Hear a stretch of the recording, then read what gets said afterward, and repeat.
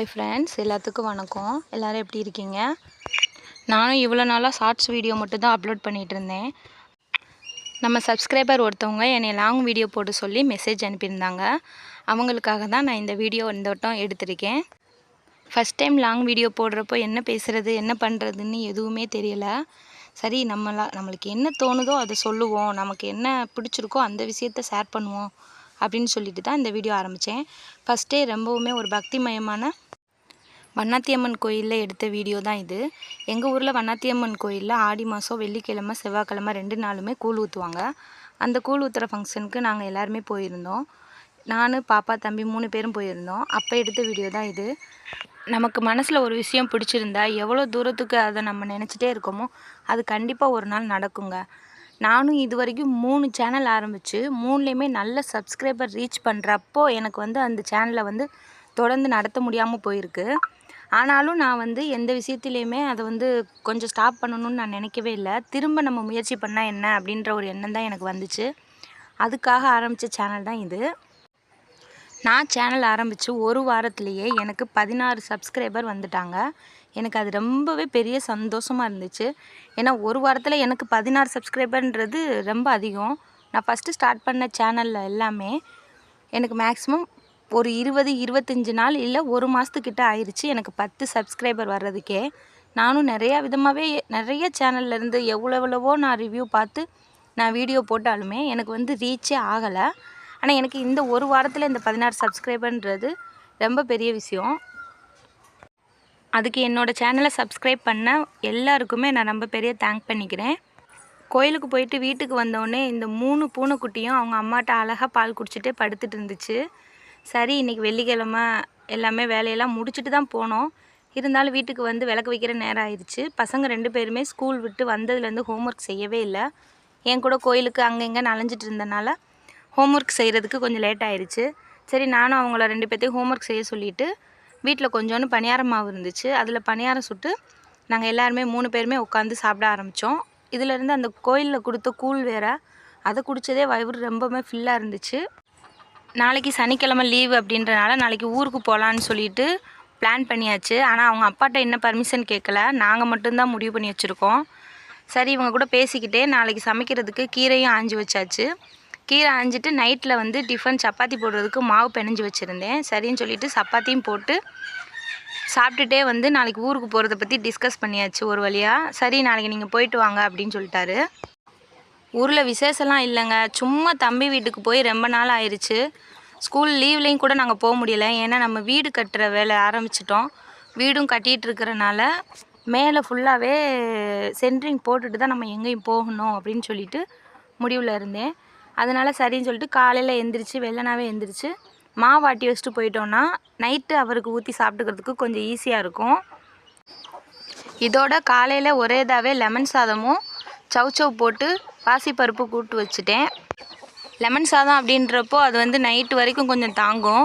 அவருக்கும் டிஃபனுக்கும் கொடுத்து விட்டுக்கிறலாம், நாங்களும் இருக்கிற வரைக்கும் சாப்பிட்டுக்கிறலாம் அப்படின்னு சொல்லிட்டு இதெல்லாம் ரெடி பண்ணி வச்சுட்டு காலையில் எந்திரிச்சோடனே ஒரு டீ போட்டு குடித்தாச்சு. இருந்தாலும் அந்த டீ கொஞ்சம் மிஞ்சி போயிடுச்சு. அதை கீழே ஊற்றுறதுக்கு எப்படிங்க மனசு வரும். திரும்ப செகண்ட் டைமாக அதை சூடு பண்ணி உட்காந்து குடிச்சிட்டேன். அதிகமாகலாம் டீ சாப்பிட்றதில்ல, இருந்தாலும் ஊருக்கு போகிறோம் அப்படின்ற ஒரு சந்தோஷத்தில் டீ குடிச்சிட்டே கொஞ்சம் டைம் பாஸ் பண்ணணும்ல. எப்படியாவது சீக்கிரம் வேலையெல்லாம் முடிச்சாச்சு. இருக்கிற கொஞ்ச நேரத்தை எப்படிடா பொழுத போக்குறதுன்னு சொல்லிட்டு ஏதாவது செஞ்சுட்டே இருப்போம் அப்படின்னு சொல்லிட்டு டீ குடிக்க ஆரம்பிச்சிட்டேன். சரி, நான் அப்படி இப்படின்னு கிளம்பி தம்பி வீட்டுக்கு வந்தாச்சு.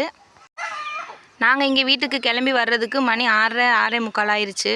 இங்கே பார்த்தா என் தம்பி அத்தைக்கு ஸ்நாக்ஸ்லாம் செஞ்சு தரேன்னு சொல்லிட்டு பூரி மாவெல்லாம் போட்டு பிணைஞ்சு உருளைக்கிழங்கெல்லாம் நல்லா ஃபில் பண்ணி சூப்பராக இருந்துச்சுங்க. உண்மையிலே சொல்கிறேன், ரொம்ப டேஸ்ட்டாக இருந்துச்சு. எவ்வளோ உப்பு போடணும், எவ்வளோ அளவு தண்ணி ஊற்றி பிணையணும் எல்லாமே அவங்க 2 பேராக பண்ணியிருக்காங்க. தம்பிக்கு 2 பொண்ணு 1 பையன். இவங்க 3 பேரும் சேர்ந்து எனக்காக இது செஞ்சு வச்சுருக்காங்க. நல்லா போனோடனே அது ஒரு பிடிச்சாச்சு. சரின்னு சொல்லிட்டு இது மறுநாள் காலையில் எடுத்த வீடியோ. தம்பி வீட்டில் மாடு வச்சுருக்காங்க. பால் வியாபாரம் தான் பண்ணிகிட்ருக்காங்க. பால், தயிர் இதெல்லாம் அங்கே சகஜமாக கிடைக்கும். அங்கே இந்த மாதிரி காலையில் எழுந்திரிச்சு நிறைய பேர் பால் வாங்க வந்துட்டாங்க. நாங்களும் சரி சொல்லிவிட்டு அவங்க கூட சேர்ந்து உட்காந்து பேசிட்டு வரவங்க போகிறவங்கட்டலாம் பேசிவிட்டு டைம் பாஸ் பண்ணிவிட்டு வீடியோ எடுக்கிற எண்ணம் இல்லை, இருந்தாலுமே தம்பி பொண்ணுங்க 2 பேருமே சேர்ந்து அத்தை வீடியோ எடுங்க, எங்களை வீடியோ எடுத்து போடுங்க அப்படின்னு சொல்லிட்டாங்க. சரி இந்த வீடியோலாம் எடுத்து முடித்ததுக்கப்புறம் பல் விளக்கிட்டு காலையில் டிஃபன்லாம் முடிச்சாச்சு.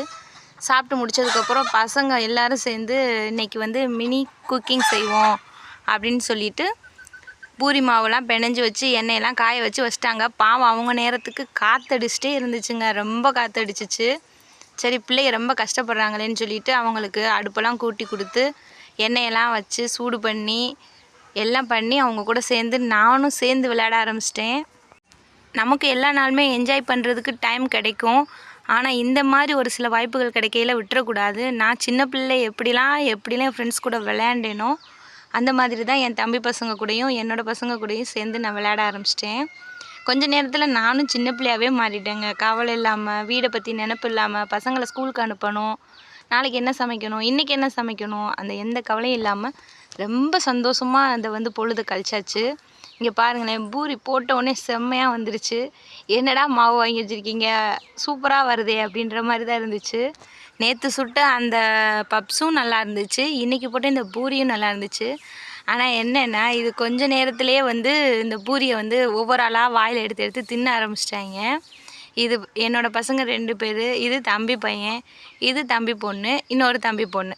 இவங்க 4-5 பேருமே சேர்ந்து எனக்கு ஒன்று கூட தரலைங்க, எல்லாத்தையும் சாப்பிட்டு முடிச்சிட்டாங்க. செம்ம சூப்பராக இருந்துச்சு. இந்த மாதிரி யாருக்கெல்லாம் பசங்க கூட சேர்ந்து விளையாட பிடிக்கும், இல்லை உங்களுக்கு சின்ன பிள்ளையில் நடந்த ஞாபகம் ஏதாவது இருந்துச்சுன்னா என் கூட கமெண்ட் பண்ணி எனக்கு சொல்லுங்கள். நான் உங்களோட கமெண்ட்க்கு ரிப்ளை பண்ணுறேன். கவலை என்னங்க கவலை, பசங்களை கூப்பிட்டு ஒரு 10 நிமிஷம் இந்த மாதிரி ஏதாவது கோமாளித்தனமாக பண்ணினோம்னா கவலையாவது கஷ்டமாகுது. சத்தியமாக சொல்கிறேன், அன்றைக்கி இந்த மாதிரி பொழுது போனது ரொம்பவே சூப்பராக இருந்துச்சு. இப்படியே பூரி சுடுற ப்ராசஸ் ஒரு பக்கம் நடந்து முடிஞ்சு ரொம்ப காற்றடிக்க ஆரம்பிச்சிருச்சு. சரின்னு சொல்லிட்டு அதை ஸ்டாப் பண்ணியாச்சு. அதுக்கப்புறம் பார்த்திங்கன்னா இங்கே பக்கத்தில் இருக்க பசங்க எல்லோரும் சேர்ந்து விளையாட வந்துட்டாங்க. இவங்க எல்லாம் கத்துறதுலேயே வந்து எல்லாருமே வந்துட்டாங்கங்க. அவங்க கூட சேர்ந்து திரும்ப விளையாட ஆரம்பிச்சிட்டாங்க. நாங்களும் வீட்டில் வந்து குழம்பு வச்சு சாப்பாடெலாம் செஞ்சு மத்தியான சாப்பாடையும் முடிச்சுட்டு நாங்கள் ஊர்லேருந்து கிளம்ப ஆரம்பிச்சிட்டோம். ஆமாம், ஒரு நாள் தான் இருந்தோம். ஏன்னா இங்கே வந்து பசங்க ஹோம்ஒர்க்லாம் செய்யலை, அப்படியே தான் கிளம்பி வந்துட்டாங்க. என் கூட கொஞ்சம் தான் செஞ்சு வச்சுருக்காங்க, அதெல்லாம் முடிக்கணும். அப்புறம் வீட்டில் சாப்பாடு வேறு இருக்கே அப்படின்னு சொல்லிட்டு நாங்கள் அன்றைக்கி நைட்டே கிளம்பிட்டோம் திரும்ப. சரி வீட்டுக்கு வந்ததுக்கப்புறம் எனக்கு கொஞ்சம் துணி தைக்க வேண்டிய வேலையெல்லாம் இருந்துச்சு. துணி கொடுத்தவங்க வந்து சரி டைம் இல்லை கொடுத்துருவோம், அவங்களும் கேட்குறதுக்குள்ளே நம்ம கொடுத்துடணும் அப்படின்னு சொல்லிட்டு உட்காந்து தைப்போம் அப்படி சொல்லிட்டு தைக்க ஆரம்பிச்சிட்டேன். நான் ஒரு டெய்லர், எனக்கு வந்து ப்ளவுஸ் சுடிதார் இந்த மாதிரி மெட்டீரியல்லாம் வரும் தைக்கிறதுக்கு. அப்பப்போ நானும் கொஞ்சம் நிப்பாட்டாமல் தைச்சி கொடுத்துருவேன். இந்த வட்டம் வீடு கட்டுற வேலை நடந்துட்டு இருக்கிறனால எங்களால் எதையுமே என்னால் ப்ராப்பராக செய்யவே முடியலை. வாங்கி அப்படியே வச்சுட்டேன். ஆனால் அவங்களுக்கு என்னோடய சூழ்நிலை தெரிஞ்சனால அவங்க சரி இருக்கட்டும், பொறுமையாக கொடுங்க அப்படின்னு சொல்லி நிப்பாட்டி வச்சிட்டாங்க. அவங்களும் உங்களுக்கு எப்போ டைம் கிடைக்குதோ தைச்சி கொடுங்க அப்படின்னு சொன்னாங்க. இதுவுமே வாங்கி ரொம்ப நாள் ஆயிடுச்சு. சரி இப்போயாவது தைச்சி கொடுப்போம் அப்படின்னு சொல்லிட்டு தைக்க ஆரம்பிச்சிட்டேன். நான் ரொம்ப கோவமாகவோ இல்லை மனசு ரொம்ப டிப்ரெஷனில் இருக்கையில் உடனே உட்காந்து தைக்க ஆரம்பிச்சிருவேன். ஏதாவது ஒரு துணியை எடுத்து கூட கொஞ்சமாவது ஏதாவது தலகாணி உரை இல்லை ஏதாவது ஒரு கிழிஞ்ச துணி ஏதாவது தைச்சிட்டோம்னா தான் எனக்கு மனசு கொஞ்சம் ரிலாக்ஸாக இருக்கும். எனக்கு தைக்கிற வேலை ரொம்ப பிடிக்கும். உங்கள் யாருக்கெல்லாம் டெய்லரிங் பிடிக்குமோ என்னோடய வீடியோவுக்கு ஒரு லைக் பண்ணிவிட்டு சப்ஸ்கிரைப் பண்ணி வச்சுக்கோங்க. இது வந்து பாப்பாவோட டெஸ்ட் நோட்டு. டெஸ்ட் நோட்டில் சைன் பண்ணணும்னு சொல்லிட்டு வெள்ளிக்கிழமையே சொல்லிகிட்டு இருந்துச்சு.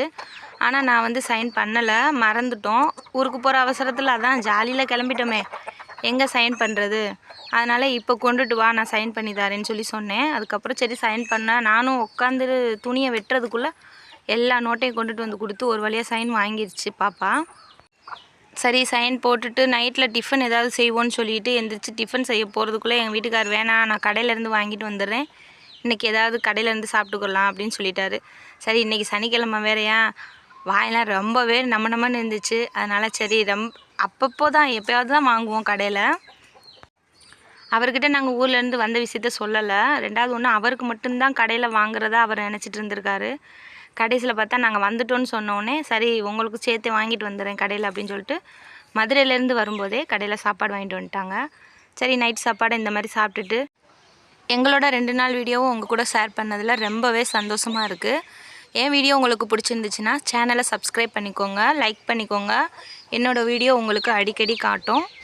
என்னோடய வீடியோ உங்களுக்கு பிடிச்சிருந்துச்சுன்னா எனக்கு கமெண்ட் பண்ணுங்கள். நான் இன்னுமே நல்ல வீடியோ கொடுக்குறதுக்கு உங்களுக்கு பார்க்குறேன். ரொம்பவுமே தேங்க்ஸ் ஃப்ரெண்ட்ஸ்.